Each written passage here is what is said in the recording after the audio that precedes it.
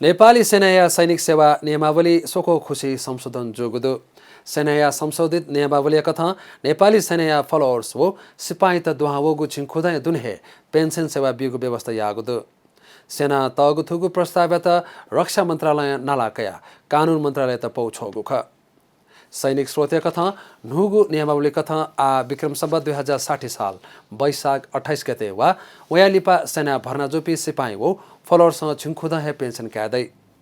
नेपाली सेना सिपाही तेसा वंगु छिन्हेदन ह्योनि से पेन्सन ई कोपाले माग तया वयचंगु ख